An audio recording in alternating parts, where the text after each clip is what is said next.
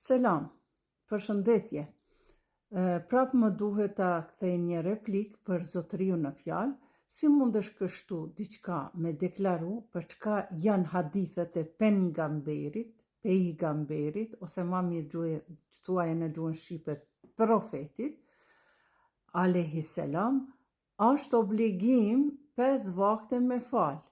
Me bashku mundesh kur je udhëtar. Nuk është marrë mës me ditë, po është marrë mës me pranu që je i padishëm. Prandaj, dituria të shtohet kur t'i japun argumentet, e dituria hyn në dyshim kur ti vërtetohesh se je gabim. Vazhdoj. Pyetja është se falen 3 vakte, 3 kohë të namazit ka, që përmende në Kur'an vetëm 3 kohë dhe 5 kohë. 3 kohë i ka përmend Zoti në Kur'an, nuk ka kërkum që përmendet kur duhet mu falë sabahi, dreka, i qindia, akşam, yatsia, po vetëm përmendet namazet e mëngjesit, agimit, namazet e ditës dhe namazet e natës. Por, profeti i ka falur, simas traditës profetike, profeti ka falur edhe 5 kohë të namazit veç e veç. Po për këtë që mundesh me falë sabahin veç, akşam drekën i qindin bashk, edhe akshamin yatsin bashk, që janë tamam 3 kohë të namazit, por janë gjithsej 5 namaze. Mos keq kuptoni se e morën qaf hoxhallarët e juj, një dietare, një teologe, Merjeme Lumi, të cilës tani unë po ja vërtetoj se e ngrata, Zoti ja dhash durimin, e largun nga rrjetet sociale me shumë ligjërata të bukura që ka dhënë për fenë islame, por ja që ndonjëherë hoxhallarët kanë dëshirë vetëm mashkujt hoxhallar me qenë pronar të fesë, ndërka që femrat janë ato që shpesh herë me deklarimin e një të vërtete i zhagojnë për tokë 1 milion gënjeshtat e tyre. Prandaj keni kujdes, mos flisni pa dituni. Kështu thot, në një hadith të njohur ku profeti Muhammed bashkoi namazet, është transmetuar nga Ibn Abasi, tani ja japim edhe referencat. Ibn Abasi ka thonë, i dërguari i Allahut i ka falur së bashku drekën dhe ikindin, akshamin dhe yatsin në Medinë, pa pasur frikë as shi.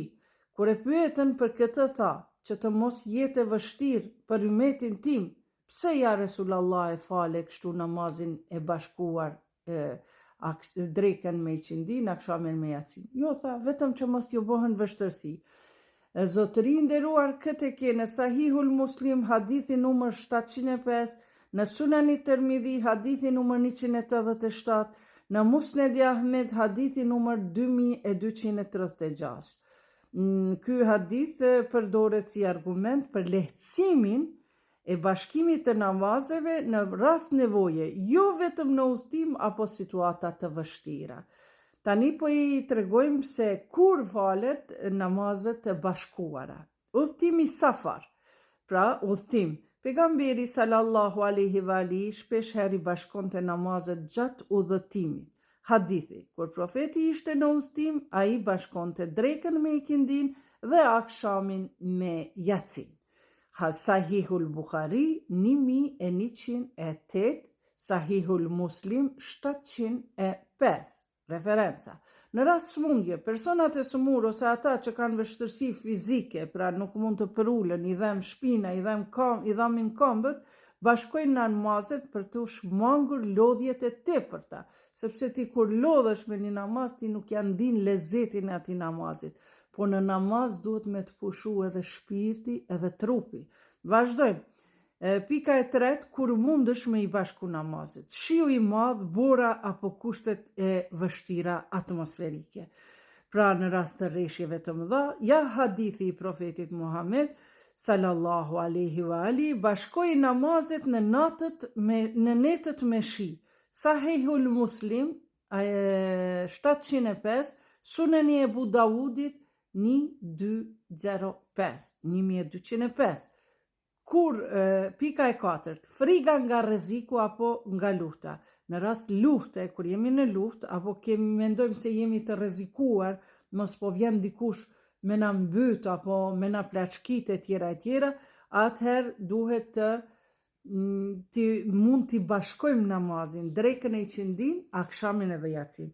Në Kur'an kjo thot, pra është verset kuranor që mundesh me bashku namazet, nuk është hadith. Nëse jeni në frikë, atëherë faloni në këmbë ose duke hypur në kafsh, por kur të jeni të sigurt, përkujtoni Allahun ashtu siç ju kam mësuar. Madje edhe të hypur në vetur apo në kafsh në atë kohë, mundesh me fal namazin. Shikosh çfarë lehtësira zotin. Dhe e pesta, pra që përshtatet me këto që kam folur në videon e në këtij komenti, ku thuhet pra se unë kam thonë që i fali namazet 3 herë, në 3 kohë, 5 kohë të namazit, sabahin, drekën, iqindin, akshamin, jacin, në 3 kohë, sepse na ka leju profeti Muhammed, Kurani na ka urdhëru, profeti Muhammed e ka bë, sallallahu alaihi wa alihi, e ka bërë që të falen 5 kohë të namazit, por edhe ka lecu, ja pra kur bëhet. Në nevoja urgjente, dhe i ka, i thënë në gjuhën arabe. Dietarët e Imam Malikut, që janë themeluesit e mezhebeve sunni, sepse këto mësime ju tregojnë nga shkolla që kam kryer medrese, jo nga shkolla e Ehlibejtit, por të gjitha këto gjenden edhe tek Ehlibejti, sepse hadithet që janë të sakta, qofshin sunnite apo shiite, nuk ka problem. Ato janë të sakta, janë të vërtetuara. Prandaj, edhe për këtë rast që në Kurani na obligon 3 kohë të namazit, a hadithet na obligojnë, nuk na obligojnë, na bëjnë të lejueshme 5 kohë të namazit, ose kur nuk kemi kohë tjera, për me na lehtësu, si që thamë ma lartë, hadithi ma i lartë, mund t'i bashkojmë namazet, por jo sabahin edhe drekën. Po sabahi falet veç, dreka iqindia bashk, aksham jacia bashk. Ja pra, nevojat urgjente. Dietarët Imam Maliku, Enes ibn Malik, me dhëhebi, kemi 4 medhhebe sunite që janë kriju 200 vjet pas profetit. Zdi pse ka pas nevoj, kur Ehlibejti ka qenë raja, ka qenë edhe është burimi kryesor, është burimi kryesor i islamit. Por nese, i kanë kriju mas 200 vjete, deri atër zdi që ka pas kanë qenë njerëzit pa mezheb, zdi si pas kanë jetu. Vazhdojmë.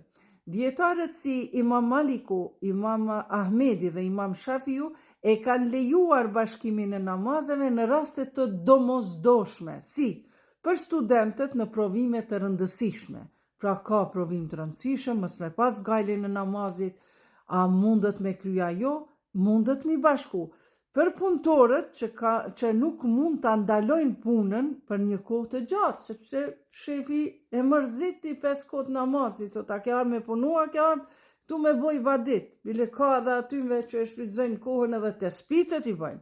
Kum pas rast në zyrën teme, kum pas asistente që asisoj. Për gratë me fëmijë të vegjël ose përgjegjësi të mëdha. Gratë kanë përgjegjësi të mëdha, vjen prej punës, ajo në qëse e bon një gjell edhe një supe, një mëlsin, ajo ka me kënaq komplet familjen, po ajo nëse nuk mundet me falë namazin e iqindis, e i kalon në kaza, është ma mirë në pauzën e punës që e ka një orë, prej 12 dhe 1 apo prej 1 dhe 2, në qatë ko e falë edhe drekën edhe iqindin. Pra, bashkimi namazeve është një lehtësim, rukhsa, që Islami e ka dhënë në rast nevoje, pa e bërë rregull të përhershme, a i përdoret në udhtim, smundje, mo të ketë frik nga rreziku dhe në situata të veçanta që mund t'ja vështërsojnë faljen. Prandaj profeti thot, i bashkova namazin drekën e iqindin, sepse dua që juve mos ta ndini vështërsinë. Sahihu Muslim, Suneni Tirmidhi, Musned Ahmed, ju tregova referencat pak ma lartë. Prandaj, kur flisni pak mendoni, nëse diçka ti nuk e din, nuk do me thënë që është rren ato çka unë ta them.